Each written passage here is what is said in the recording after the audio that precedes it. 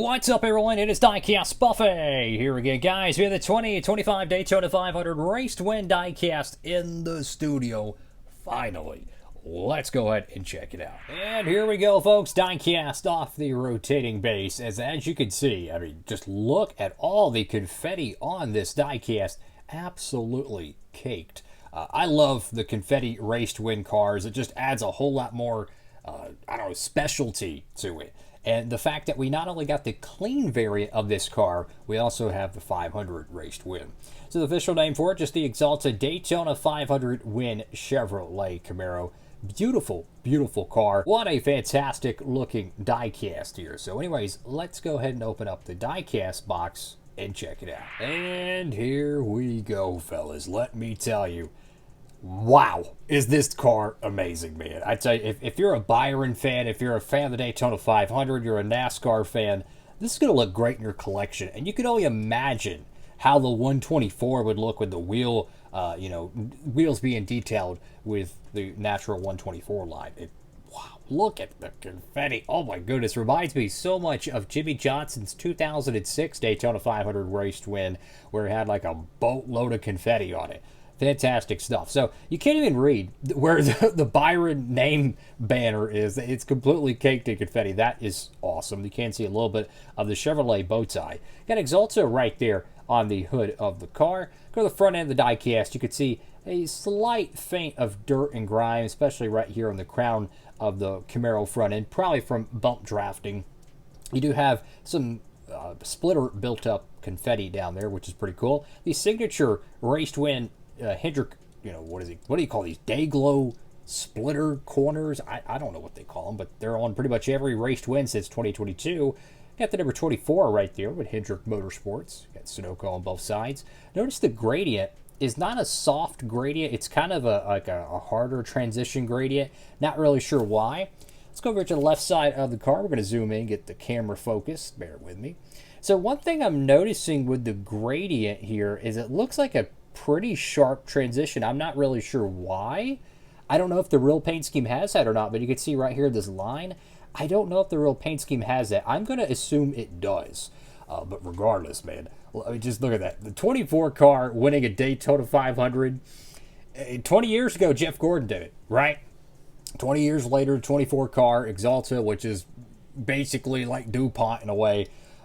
Just really, really cool stuff, man. Tap in. Make sure to pick up yours today. Of course, huge shout out to our friends over there at Circle B Diecast. You could pick up this car today if you'd like. You can use that promo code, help support the channel. Don't have to. But man, I tell you what, this is going to be one of those diecasts I feel like years and years from now, if they don't overproduce it, it's going to be difficult. You need an example? Try getting some of Denny Hamlin's Daytona 500 Race to Wins. Try getting like a Joey Logano Daytona 500 Race to Win. Yeah, these 500 Race to Win cars, they dry up. They're not like in the 2000s when they would overproduce them and you could still find them, right? Well, even though it's a 500 win, it's extremely popular, it doesn't always get a high production amount, so it's something you might want to consider. Got Liberty University right there in this side panel. You can see the green ethanol ring, but there is no American Ethanol logo there, so perhaps it was already fitted into the car. They just, I don't know, put the words, peeled them off, or painted over them. I don't know. HendrickCars.com, what you can read of it, that is. You got William Byron with a race win sticker. Also, W. Lionel for getting the updated shark fin on this diecast. If you remember, the standard variant of this car, the clean version, was still early into the double shark fin being kind of brought into the production phase. And it only had one shark fin. Well, this is a super speedway car. It's kind of a super speedway package thing. W. Lionel. Got a Cup Series Goodyear. Got CHP, All-Pro, and Relay. With the back panel of the diecast, you go over here to the spoiler. It appears there's a slight texture to it. I can't really tell the way the lighting is, but it looks kind of a carbon fiber touch. You have the giant Chevrolet logo on the back bumper, which this is only the second Race to Win Cup Series diecast, I want to say, for 2025. You got Axalta right there.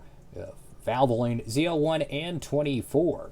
To the right side of the diecast, you have a pretty gnarly right rear quarter panel. Definitely some scrapage there, so that's always cool to see.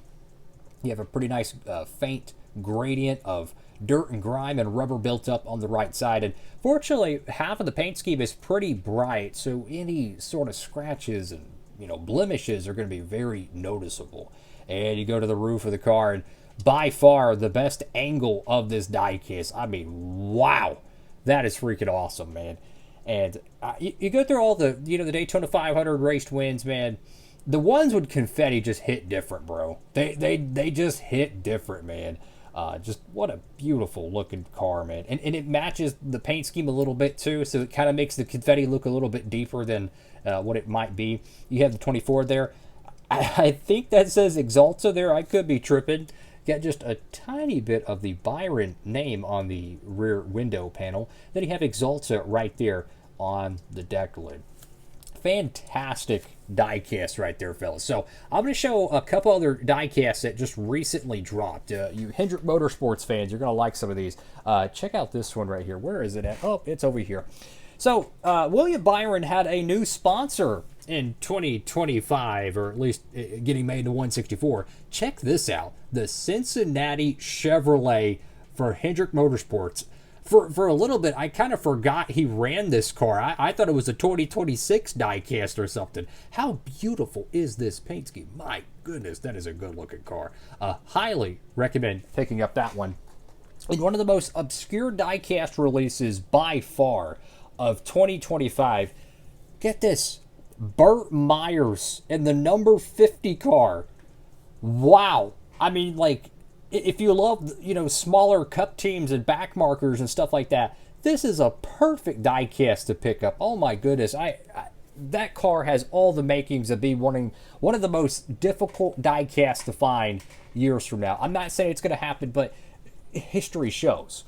How about this one? 2024 Joey Logano Las Vegas race win. This one has taken a while to be released. If you look at the roof of the car, you could pretty easily tell why. I mean, this thing is caked in confetti. If you're a fan of this Byron diecast, you might as well go ahead and get the Logano raced win as well. Beautiful stuff, man. Love them confetti caked diecasts. And I'm going to show one more here. How about this? The first Bubba Wallace diecast for 2025. I believe this is the first 164 to be made.